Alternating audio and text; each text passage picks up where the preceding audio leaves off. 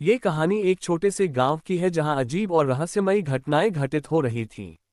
गांव में एक पुराना और खंडहरनुमा हवेली था जिसे लोग भूतिया हवेली कहते थे। कहते थे कि उस हवेली में एक आत्मा का वास है जो हर पूर्णिमा की रात को दिखाई देती है।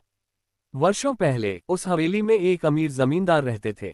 उनके साथ उनकी पत्नी सुंदर और मासूम थी, परंतु जमींदार को अपनी पत्नी पर शक था कि उसका किसी अन्य व्यक्ति के साथ संबंध है। इसी शक में उन्होंने अपनी पत्नी की बेरहमी से हत्या कर दी।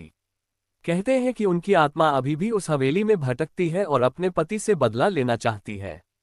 एक दिन गांव में एक नया परिवार आकर बसा। परिवार के मुखिया रामू ने सोचा कि वह भूत प्रेत की कहानियों पर विश्वास नहीं करता और उसने उसी भूतिया हवेली में रहना शुरू कर दिया। पहली रात तो सब कुछ सामान्य रहा, लेकिन जैसे ही पूर्णिमा की रात आई, हवेली में अजीब सी आवाजें आने लगीं। रामू ने देखा कि एक सफेद साड़ी पहने एक महिला हवेली के गलियारों में घूम रही है। वह समझ गया कि यह वही आत्मा है जिसके बारे में गांव के लोग बात करते हैं। रामू ने साहस दिखाया और आत्मा से पूछा, तुम कौन हो और क्या चाहती हो? आत्मा ने कहा, मैं इस हवेली की पूर्व मालकिन हूँ। मेरे पति ने मुझे शक में आकर मारा था और अब मैं अपनी मौत का बदला चाहती हूँ।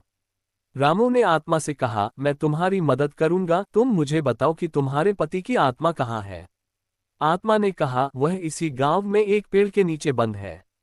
उसकी मुक्ति का समय आ गया है और मैं चाहती हूं कि उसे भी वही पीड़ा महसूस हो जो मैंने महसूस की थी। रामू ने आत्मा की बात मानी और अगले दिन गांव के लोगों के साथ मिलकर उस पेड़ के नीचे खुदाई की। उन्होंने देखा कि वहां पर एक पुरानी हड्डियों का ढेर था।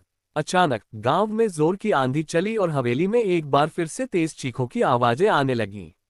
रामू ने देखा कि आत्मा अब मुक्त हो गई है और उसके चेहरे पर संतोष की झलक थी। उसने रामू को धन्यवाद कहा और अंत में हवेली से गायब हो गई। उसी दिन से हवेली में कोई भी अजीब घटना नहीं घटी और गांव के लोग चैन की नींद सोने लगे। इस प्रकार आत्मा का बदला पूरा हुआ और वह अंत में उसे शांति प्राप्त हुई।